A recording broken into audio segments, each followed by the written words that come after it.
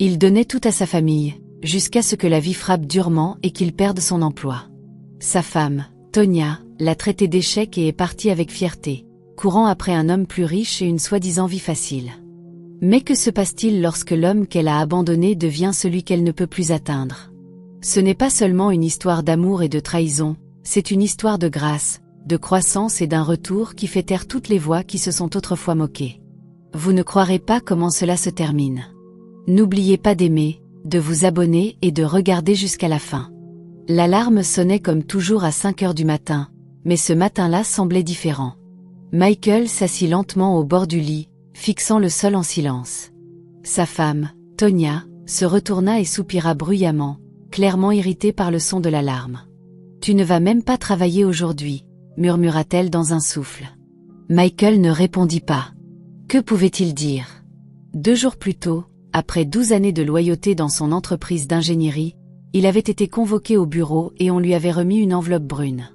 Réduction d'effectifs, compression des coûts, merci pour vos services, voilà tout ce qu'ils avaient dit. Maintenant, il était sans emploi à 42 ans, avec 2 filles et une femme qui soudainement le regardaient comme s'il était de la saleté sur ses chaussures. Il se tourna vers elle. « Bonjour », dit-il doucement. Tonya ne répondit pas. Au lieu de cela, elle se leva, attacha son foulard et sortit de la chambre. Leur plus jeune fille, Naomi, âgée de seulement 6 ans, entra dans la pièce peu après, serrant son ours en peluche. « Papa, tu ne vas pas travailler aujourd'hui. » Michael força un sourire et la hissa sur ses genoux. « Non, princesse, papa reste à la maison avec toi aujourd'hui. »« Youpi !» cria-t-elle, enroulant ses bras autour de lui. C'était la seule joie qu'il ressentit ce matin-là. À midi, Tonya avait déjà passé 2 coups de fil, l'un à son amie Cynthia, qui avait toujours quelque chose à dire, l'autre à sa mère. « Je ne peux pas rester ici et souffrir avec un homme qui ne peut pas subvenir à nos besoins, » dit-elle fort, debout dans la cuisine, sachant que Michael pouvait l'entendre. Il entendit chaque mot. Cette nuit-là, la maison était froide, non pas à cause du temps, mais à cause du silence entre eux. Tonya le regardait à peine. Elle se servit à manger, mais ignora Michael et les enfants. Ça faisait mal, mais il ne dit rien. Le lendemain matin, Tonya se tenait près de la porte avec 2 sacs préparés. Gina et Naomi étaient assises sur le canapé, perplexes. « Où vas-tu » demanda Michael, entrant dans le salon en débardeur et pantalon. « Je vais sommière où je serai respectée, » dit-elle. « Pas ici, où les rêves meurent. Tu laisses tes filles derrière toi ? Elles s'en sortiront avec toi, » répondit Tonya d'un ton sec. Gina est assez grande pour s'occuper de la petite, et de toute façon, ce sont des filles, elles survivront. Naomi se leva et s'approcha de sa mère. « Maman, je veux venir avec toi, » murmura-t-elle. Mais Tonya ne se retourna même pas. « Tu me remercieras plus tard, » dit-elle en sortant sans embrasser aucun des enfants. La porte claqua, et juste comme ça, Michael se retrouva seul avec 2 filles et un silence qui engloutit toute la maison. Il ne pleura pas devant elle.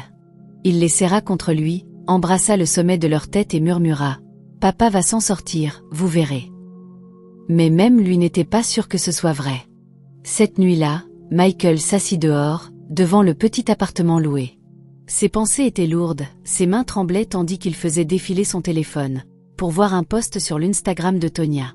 Une photo d'elle dans une nouvelle ville, lunettes de soleil sur le nez, valise à côté d'elle, avec la légende « Nouveau départ ». Ses amis commentaient déjà « Air de la fille douce, tu as fait le bon choix, fière de toi, ma sœur ». Il éteignit son téléphone. Il n'y avait plus que lui maintenant, lui et 2 petites filles qui refusaient de lâcher prise. La maison n'avait plus la même atmosphère depuis que la porte s'était refermée derrière elle.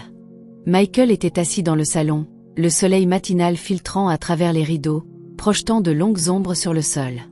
Gina était toujours assise là où elle était quand sa mère était partie, silencieuse, fixant l'espace près de la porte.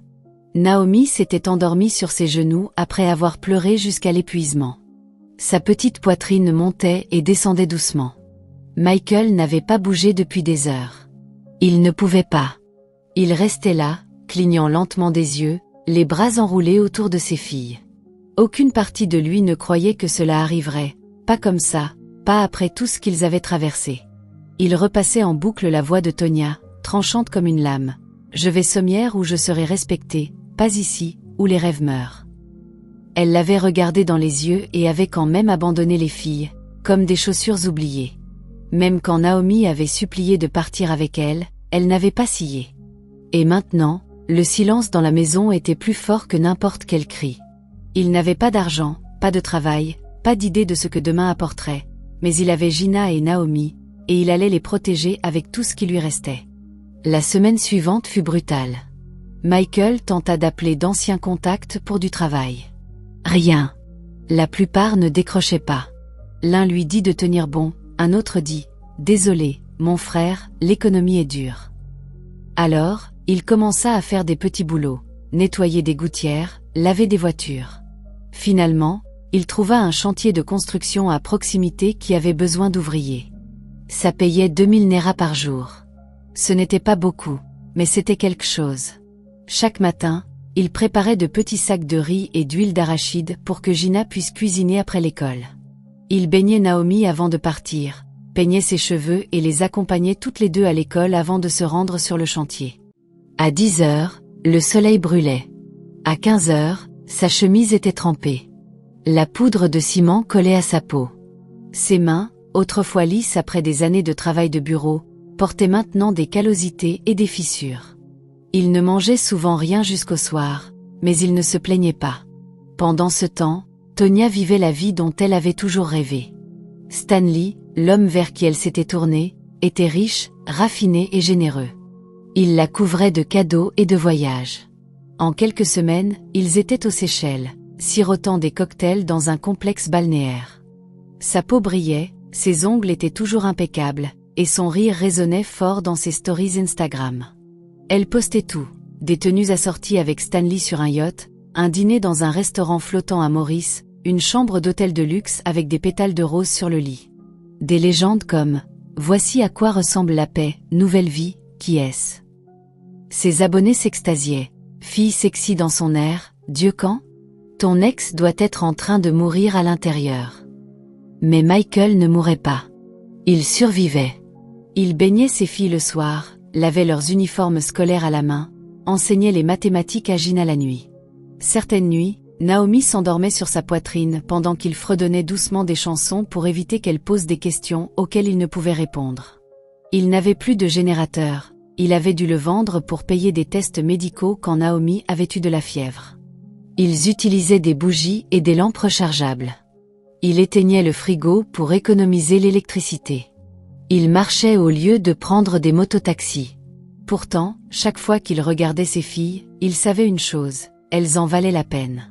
Et quelque part, de l'autre côté de l'océan, Tonya n'avait aucune idée que la vie qu'elle avait construite reposait sur des mensonges. Parce que Stanley, l'homme parfait, avait des secrets, de gros secrets, des secrets qui feraient s'écrouler son rêve comme un château de cartes. Et quand ce jour viendrait, elle regretterait d'être partie. Michael se réveillait avant le soleil, son corps endolori comme s'il avait été battu. Il n'avait plus d'alarme, la faim avait pris sa place. Il sortait du lit en silence pour ne pas réveiller Gina et Naomi, puis s'avançait dehors. L'air frais du matin frappait sa peau tandis qu'il s'accroupissait près d'un bol d'eau pour se laver. Il n'avait plus d'eau courante depuis des jours. Les filles ne se plaignaient pas, elles s'étaient habituées au silence. À 7 heures, il les avait déposées à l'école et marchait vers le chantier.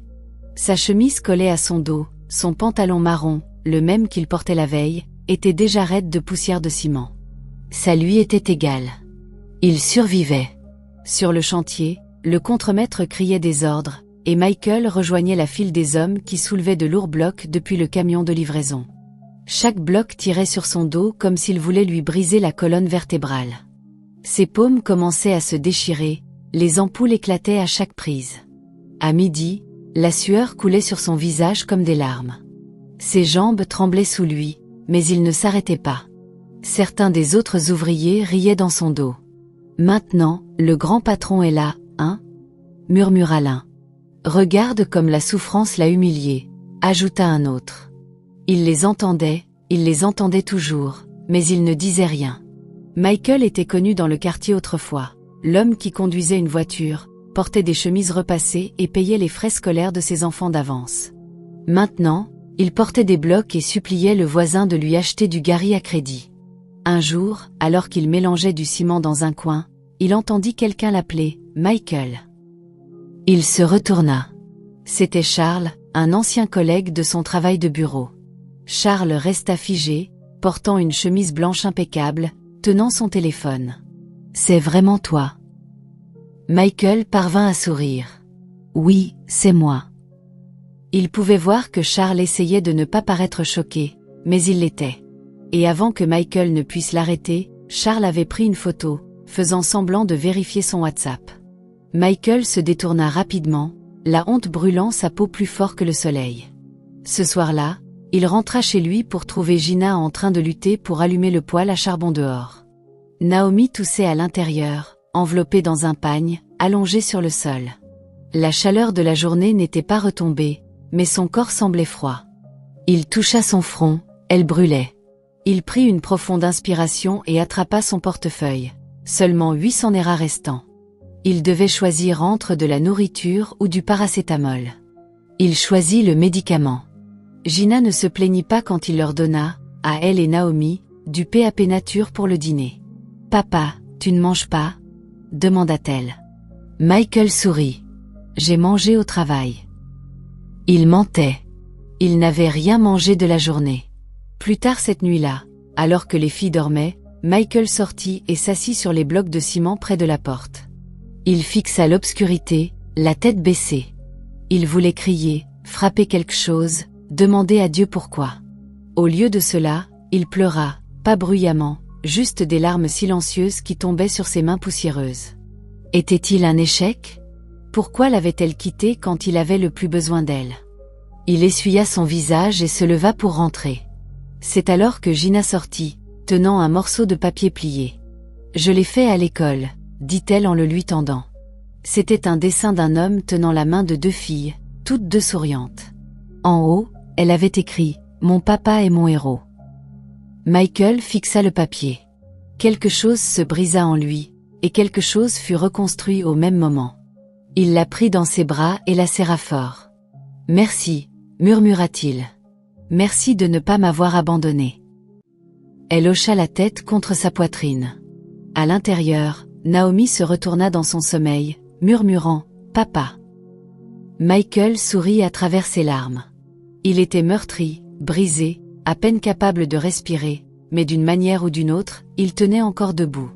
Et bientôt, le monde se souviendrait de son nom. Le jour où Naomi cracha du sang dans sa main, Michael paniqua. Il la porta précipitamment à la clinique locale, la tenant près de lui comme du verre qui pourrait se briser. Le médecin dit que c'était une infection de la gorge, aggravée par la déshydratation et l'exposition à la poussière. Il lui fit une injection, prescrivit des antibiotiques et dit à Michael qu'elle avait besoin de repos, d'eau propre et de fruits. Michael quitta la clinique avec une ordonnance pliée, un portefeuille vide et une tête pleine d'inquiétude. Ce soir-là, il s'assit seul sur le sol, regardant Gina éventer Naomi pour qu'elle s'endorme. La lumière de leur lampe rechargeable vacillait, projetant de longues ombres sur le mur. Tout semblait lourd. Il s'adossa au mur et prit une décision.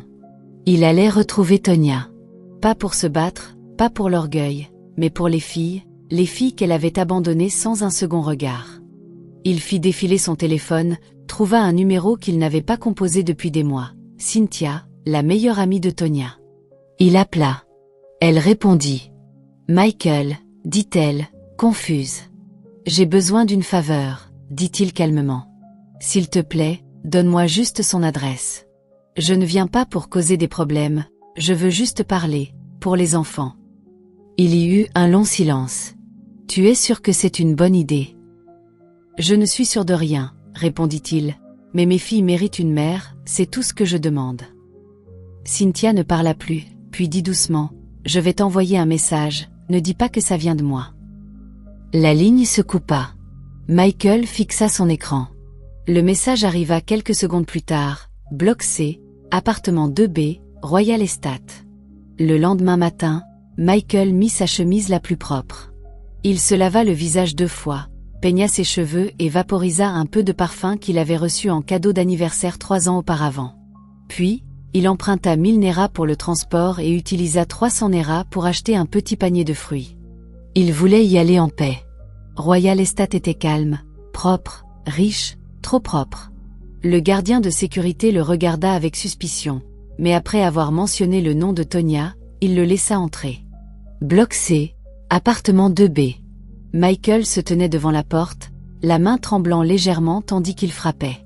Il tenait le panier de fruits fermement, comme si c'était le dernier morceau de sa dignité. La porte s'ouvrit, et elle était là. Tonya.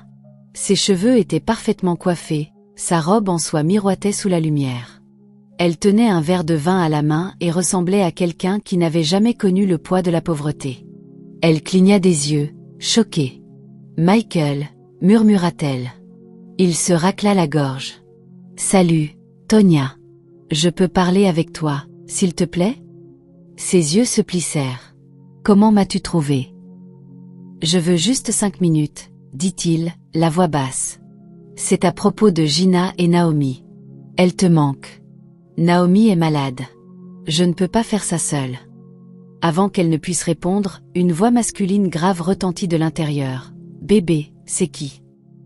Puis il apparut, grand, musclé, torse nu, tenant un verre et ajustant une chaîne en or autour de son cou. Il s'approcha derrière elle et passa un bras autour de sa taille. Michael le fixa. Sa main se relâcha, le panier de fruits faillit tomber. L'homme le dévisagea. « Ça va ?» Tonya regarda Michael et dit froidement, « Il s'en va. » Michael resta là une seconde de plus, juste une. Puis il hocha la tête sans un mot. Il se tourna et partit. Dehors, le soleil était cruel. Il ne se retourna pas. Il ne pleura pas. Il continua juste à marcher, le panier de fruits se balançant à son côté. Ce soir-là, quand il rentra chez lui, Gina était déjà en train de baigner Naomi avec de l'eau chaude. Elles levèrent les yeux lorsqu'il entra. Il força un sourire. Gina ne posa pas de questions. Michael alla dans le coin de la pièce et s'assit. Puis il murmura pour lui-même, « Elle est partie. » Il prit une longue inspiration et dit doucement, « Maintenant, il n'y a plus que nous, et nous allons gagner, quoi qu'il arrive. » Le soleil était impitoyable cet après-midi-là. La chemise de Michael collait à son dos, trempée de sueur et de poussière du chantier de construction. Il portait un sac en nylon contenant des tomates et des oignons, le dîner pour les filles. Ses pas étaient lents, lourds, fatigués. Alors qu'il traversait le carrefour près de leur rue, un SUV noir s'arrêta à côté de lui. Les vitres étaient teintées, le moteur ronronnait comme une bête. Puis, la fenêtre côté passager s'ouvrit lentement. Une voix familière se moqua, « C'est Michael. » Il se retourna. C'était Tonya. Elle était assise à l'avant, lunettes de soleil sur le nez, de la musique jouant doucement en fond. Ses ongles scintillaient, sa peau brillait. Ses lèvres s'incurvèrent en un sourire cruel. « Eh bien, dit-elle en descendant. Regarde qui marche sous le soleil comme un garçon de marché. » Michael resta immobile, tenant son sac fermement. Tonya tourna autour de lui lentement, comme si elle inspectait une statue brisée. « C'est ça, ta vie maintenant ?» demanda-t-elle en riant. « Alors, tu ne faisais même pas semblant quand tu m'as supplié à l'esthète. » Michael ne dit toujours rien. Elle se pencha, sa voix basse mais tranchante. « Regarde-toi, toi. Pas de voiture, pas de travail, pas de respect. Je remercie Dieu d'être parti quand je l'ai fait. Je serai dans cette rue maintenant, à frire des accaras. » Elle recula et le regarda de haut en bas une dernière fois. « Loser. Tu n'es pas un homme, tu es une mémoire, une mauvaise. » Michael se détourna en silence. Alors qu'il marchait, sa voix le suivait comme un fouet. « Perdant, tu n'es pas un homme, tu es une leçon. » Il ne se retourna pas une seule fois. 2 jours plus tard, la scène était complètement différente. Tonya était dans un salon d'aéroport, sirotant du champagne, prenant des photos avec Stanley à ses côtés. Il portait des lunettes de soleil de marque et la tenait par la taille comme un trophée. Son réseau social s'enflammait. Maurice en approche, poste son fiancé. « Mon homme a dit, fais tes valises, on laisse ce stress derrière. » Elle posta une réelle d'elle en bikini rouge sur la plage, sirotant du jus de coco et riant. Une autre la montrait dans un restaurant 5 étoiles avec vue sur l'océan. Vie douce uniquement. Si j'étais restée avec lui, je serais encore en train de faire bouillir de l'eau avec du bois de chauffe. Les commentaires affluaient. Tu rayonnes, ma sœur. Ton ex doit être en train de boxer l'air. C'est ça, gagner, ça ressemble à ça. Mais personne ne mentionna les 2 petites filles qu'elle avait laissées derrière. Personne ne demanda si elle regardait jamais en arrière. Chez lui, Michael s'assit dehors, leur appartement, éventant doucement Naomi. Elle avait pris sa dernière dose de médicaments et avait besoin d'un renouvellement. Il ouvrit son portefeuille. 3 billets froissés de 100 Naira et quelques pièces.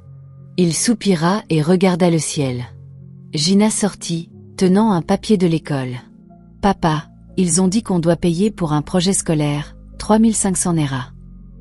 Il la regarda, et pendant un moment, il ne dit rien. Puis il plongea la main dans sa poche, en sortit le dessin plié que Gina avait fait, celui de lui tenant la main de Gina et de Naomi. En haut, il y avait toujours écrit « Mon papa est mon héros ». Il serra le papier contre son cœur. « Je ne suis pas un loser », murmura-t-il. « Je suis un père, et je n'ai pas fini. » Il se leva et prit son téléphone. Demain, il appellerait un homme sur le chantier qui avait mentionné qu'il avait besoin de quelqu'un de fiable pour aider avec des livraisons. Ce n'était pas grand-chose, mais c'était un début. Et pendant que certains se moquaient en roulant, d'autres marchaient vers leur rédemption. Michael s'assit dans le coin sombre de la pièce, regardant Naomi dormir agitément sur le tapis à côté de lui. La nuit était chaude, l'air collant de chaleur et de silence. Gina lisait sous la lampe rechargeable, le dos légèrement voûté, les yeux fatigués. Il n'y avait plus de médicaments. La fièvre était retombée, mais l'infection pouvait revenir. Michael recompta les pièces dans sa poche. Pas assez pour la prochaine dose. Ses yeux se posèrent sur le dessin de Gina, « Mon papa est mon héros ». Quelque chose remua en lui. Il prit son téléphone et fit défiler la liste de contacts jusqu'à trouver le numéro, Foreman Musa. Son pouce plana au-dessus du bouton d'appel. Il n'avait pas parlé à cet homme depuis des semaines, mais il se souvenait avoir entendu quelque chose sur le chantier. Quelqu'un cherchait une personne fiable pour travailler dans un dépôt de construction. Il expira et appuya sur appeler. La ligne sonna 1 fois, 2 fois, puis se connecta. « Bonsoir, monsieur, c'est Michael du chantier. »« Oh, Michael, comment vas-tu ? » ?»« Je me débrouille, monsieur. Je voulais demander, vous avez mentionné que quelqu'un cherchait un magasinier ou un assistant dans un dépôt. » Il y eut un silence. « Tu cherches toujours du travail ? » ?»« Oui, monsieur, n'importe quoi. Je suis prêt. » Un autre silence, puis « Viens au dépôt d'Alaji Bellow demain matin. » Il m'a demandé quelqu'un de fiable, je lui ai donné ton nom. Michael cligna des yeux, surpris. « Vous avez fait ? » ?»« Oui. Tu n'as jamais causé de problème, même quand les autres se plaignaient. »« J'ai remarqué. Va-t'en. » La main de Michael se resserra autour du téléphone. « Merci, monsieur. Je ne vous décevrai pas. » Le lendemain matin, Michael s'habilla soigneusement. Il avait lavé sa meilleure chemise la veille et l'avait repassée avec une casserole d'eau chaude. Gina aida à faire briller ses chaussures avec le côté d'une vieille éponge. Naomi observait depuis le tapis, son petit visage plein d'espoir. Avant de partir, il les serra fort dans ses bras. « Priez pour papa. » Gina hocha la tête. « Dieu va t'aider. Je lui ai déjà dit. » Au dépôt, un jeune garçon le conduisit dans un petit bureau. Derrière le bureau, un homme dans la cinquantaine, trapu, au visage sévère, lisait un dossier. « Tu es Michael ? » ?»« Oui, monsieur. »« Assieds-toi. » Michael s'assit, le dos droit, les paumes moites. L'homme ne posa qu'une question. « Puis-je te faire confiance ?» Michael ne fit pas un long discours. Il dit simplement « J'ai 2 filles. J'ai travaillé dans des bureaux et porté des blocs avec ses mains. Mais je n'ai jamais volé, et je ne commencerai pas maintenant. » L'homme hocha lentement la tête lentement. « Tu commences demain. 2 semaines à l'essai, 18 000 Naira par semaine. Si j'entends de bonnes choses, tu restes. » Michael se leva et s'inclina légèrement.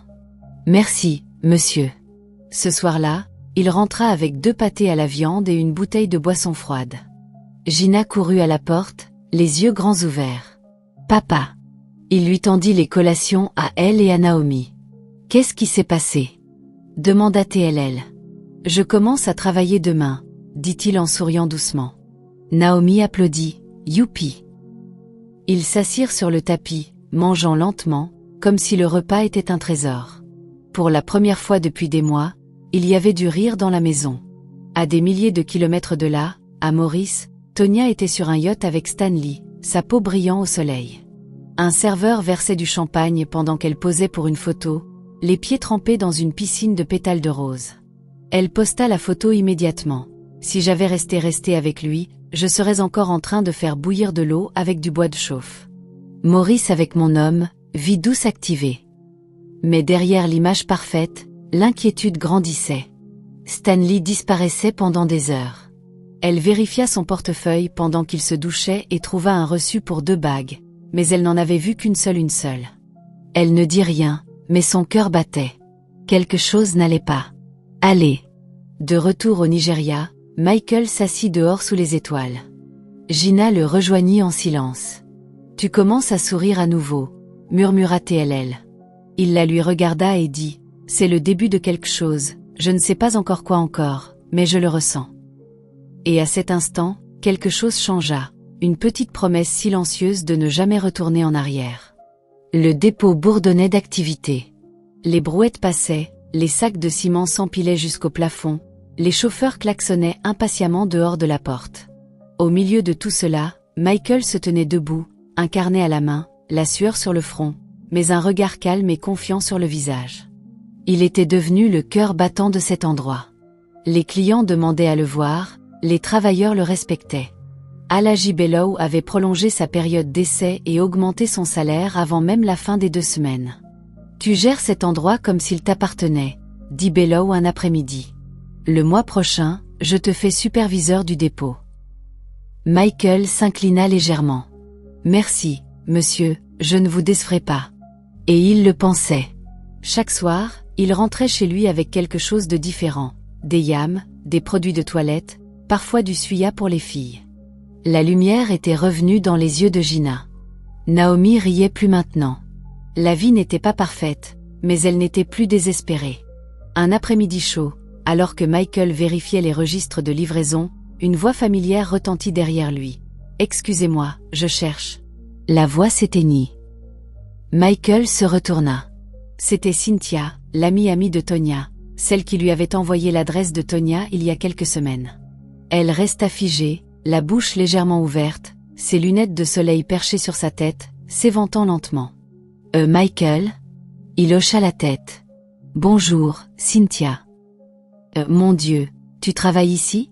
Il hocha à nouveau la tête. « Oui, je suis superviseur ici maintenant ici. » Cynthia regarda autour d'elle, la façon dont les travailleurs lui obéissaient, les registres propres sur sa table, la chemise polo avec le logo du dépôt, le stylo bien attaché à sa poitrine. Ce n'était pas le même homme qui avait supplé à la grille de Tonya. C'était quelqu'un d'autre. Waouh, dit-elle doucement. Tu as l'air fort. Michael sourit légèrement. Dieu nous aide. Elle hésita, puis ajouta doucement. Elle ne croirait pas ça, pas en 1 million d'années. Michael ne demanda pas de qui elle parlait. Il se tourna simplement pour donner un ordre à l'un des garçons qui déchargeait des sacs de sable, la voix ferme, le dos droit. Cynthia l'observa quelques secondes encore, puis elle partit. Mais pas avant d'avoir pris discrètement une photo de lui de dos. Ce soir-là, Cynthia était chez Tonya, sirotant du vin et faisant défiler sa galerie. « Tu ne devineras jamais qui j'ai croisé aujourd'hui, » dit-elle nonchalamment. Tonya leva les yeux au ciel. « Si c'est à propos d'un de tes ex encore. »« Non, c'est à propos du tien. » Tonya se figea. « Quoi ?»« Michael. Je l'ai vu aujourd'hui. » Tonya éclata de rire. « Et quoi, il vendait des bananes au bord de la route. » Cynthia secoua la tête. « Il est superviseur d'un dépôt, un grand dépôt de matériaux de construction. Il a l'air sexy, propre. » L'homme donnait des ordres comme un patron. Le rire de Tonya s'éteignit. « Superviseur ?» dit-elle avec un rictus. « S'il te plaît, c'est probablement une petite kiosque qu'il gère. » Je suis sérieuse, Tonya, j'étais choquée. Il a l'air différent, comme un vrai homme. Tonya balaya la remarque d'un geste de la main, mais ses mains tremblaient légèrement. Cette nuit-là, bien après le départ de Cynthia, Tonya s'assit seule dans l'obscurité, faisant défiler son téléphone. Elle ouvrit la photo que Cynthia lui avait envoyée. Michael, droit, carnet à la main, des travailleurs autour de lui. Il souriait, pas un sourire fatigué et faux, mais un sourire confiant. Elle fixa l'image longtemps, son cœur battant plus vite. Non, murmura-t-elle à elle-même. Non, ça ne peut pas être. Pendant ce temps, chez lui, Michael aidait Naomi à se brosser les dents pendant que Gina pliait son uniforme pour l'école. Le lumière vacillait, mais la pièce semblait lumineuse. Plus tard, alors que les filles dormaient, Michael ouvrit sa Bible et pria doucement. « Merci de nous avoir amenés si loin. Je suis encore à terre, mais je sais que tu n'as pas fini. » À l'étage, dans un appartement de luxe payé par un autre homme, Tonya ne souriait plus. Ses doigts planaient sur son téléphone. Elle ne composa pas. Elle fixa simplement l'écran, se demandant si elle avait fait la plus grande erreur de sa vie. Tonya se tenait devant le miroir, fronçant les sourcils. Stanley lui avait à peine parlé depuis 3 jours. Il dormait maintenant dans la chambre d'amis, prétendant être occupé au travail, et laissait son second téléphone face cachée dès qu'elle était prête. Son ton avait changé, sec, sur la défensive et de plus en plus froid. « Pourquoi es-tu toujours dans mon espace ?» avait-il lâché ce matin-là quand elle lui avait demandé si tout allait bien. « Tu penses que cette maison est la tienne ?» C'était la 3e fois qu'il s'emportait cette semaine-là. Elle fixa le petit déjeuner qu'elle lui avait préparé, intact. Cet après-midi-là, elle trouva un reçu glissé dans l'une des poches de son sa veste en faisant la lessive. Il indiquait « L'Azur One Night Suite, payé 92,000 Naira, daté de 2 jours. » L'estomac de Tonya se noua. Il lui avait dit qu'il était en déplacement professionnel à Abokuta. Elle ne dit rien, mais le silence en elle criait. Ce qu'elle ne savait pas, c'est que la femme de Stanley était rentrée au Nigeria après 3 mois à l'étranger avec les enfants. Elle découvrit une mise à jour choquante de la part du gardien de l'immeuble. « Madame, une autre femme vit dans votre maison depuis votre voyage. » La femme ne cria pas, ne paniqua pas. Elle prit son téléphone, appela 2 de ses amis les plus proches et élabora un plan. Le lendemain, Tonya était allongée dans le salon, portant la robe de chambre de Stanley, en train de se faire les ongles, quand la porte d'entrée s'ouvrit à la volée. 3 femmes firent irruption. « Où est-elle » cria l'une d'elles. Tonya eut à peine le temps de se lever avant que la première gifle ne s'abatte. « Tu es folle. Tu es entrée dans ma maison et tu as commencé à vivre comme une reine ?» Le perruque de Tonya fut arraché de sa tête, un manche à balai frappa son dos, des slippers s'abattirent sur elle. Elle cria. Stanley accourut de la salle de bain, en serviette, troublé. Sa femme se tourna vers lui et lança son téléphone contre le mur. « Tu as apporté la honte dans cette maison. Aujourd'hui, vous partez tous les 2 avec la même disgrâce honte. » Les voisins s'étaient rassemblés dehors, les téléphones sortis, enregistrant des vidéos. Tonya, maintenant pieds nus, fut traînée par le bras et jetée hors de la grille. Son sac de créateur fut lancé après elle. Stanley suivit, ses vêtements jetés depuis le balcon, éparpillés sur la pelouse. « Viens chercher ton homme » cria la femme à Tonya, « mais pas dans ma maison. » La grille se referma, le verrou cliqueta, et la foule rugit. Tonya appela la seule personne à laquelle elle pouvait penser, Cynthia. Quand elle arriva chez Cynthia, son visage était enflé, sa voix et sa fierté ensevelies dans la poussière. Cynthia ouvrit la porte lentement, choquée. Que t'est-il arrivé ? Tonya s'effondra sur le canapé. « S'il te plaît, laisse-moi rester ici, juste pour quelques jours. » Cynthia ne posa pas beaucoup de questions. Elle soupira simplement et désigna la chambre d'amis. Pas de bruit, pas de drame, juste du repos. Tonya hocha faiblement la tête, mais à l'intérieur, le regret lui déchirait le cœur. En ville, Michael concluait des affaires. Alaji Bellow l'avait promu assistant manager du dépôt. Il gérait maintenant les mouvements de stock et les rapports financiers. Les clients demandaient à le voir par son nom, d'autres branches l'appelaient pour des conseils. Il acheta de nouvelles chaussures pour Gina pour l'école et surprit Naomi avec un nouveau matelas et un ventilateur sur pied. Elle criait et dansait dans la pièce. Même Mama Pease, la voisine qui leur donnait de la nourriture à crédit, reçut une enveloppe discrète de sa part avec un doux « merci ».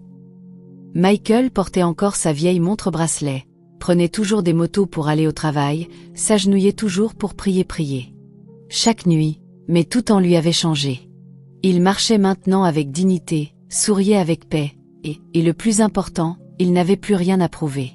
Chez Cynthia, Tonya était assise près de la fenêtre, regardant la nuit s'étirer. Son téléphone vibra. C'était une vidéo d'elle se faisant fouetter. Quelqu'un l'avait mise sur TikTok avec la légende. Petit déjeuner de side chic, elle s'est installée, mais la femme est revenue. Elle éteignit son téléphone et enfouit son visage dans l'oreiller. Dehors, le monde riait. À l'intérieur, son âme était silencieuse. C'était un lundi matin tranquille quand Michael fut appelé dans le bureau d'Alaji Bellow. Il pensait que c'était pour le rapport mensuel des stocks. Il avait son carnet prêt et un stylo dans sa poche de chemise. Mais quand il entra, Alaji Bellow était assis calmement derrière son bureau, les mains jointes, souriant légèrement, le genre de sourire qui annonçait quelque chose de plus grand. « Michael, dit-il, désignant la chaise en face de lui. Assis-toi. » Michael obéit, perplexe. « Je ne vais pas perdre ton temps, » continua Alaji. « Tu as été plus qu'un travailleur pour moi. Tu as porté ce dépôt comme s'il était le tien. Tu as apporté de l'ordre là où il y avait du chaos, et plus que ça, tu m'as rappelé ce qu'est l'honnêteté. » Michael hocha la tête, toujours incertain de ce qui se passait. « Je déménage, » dit Alaji enfin. « Ma femme et moi partons au Canada. Ça se prépare depuis des mois. » Michael cligna des yeux. « Waouh, félicitations, monsieur. »« Merci. Et c'est pourquoi je t'ai appelé ici. J'ai décidé de te confier toute l'entreprise. » Michael resta figé, abasourdi. « Monsieur. » Les deux branches, le personnel, même les véhicules de l'entreprise, et la maison à l'Équiphasin, elle est à toi maintenant. Michael ne pouvait pas parler. « J'ai signé les documents de transfert. C'est à toi, libre et clair. Tu l'as mérité. » Les yeux de Michael se remplirent de larmes. « Monsieur, je ne sais même pas quoi dire. »« Alors ne dis rien. Continue juste à faire ce que tu as toujours fait. Prends soin de tes filles, prends soin du nom que tu as construit. » Michael se leva et serra la main de l'homme avec les deux paumes.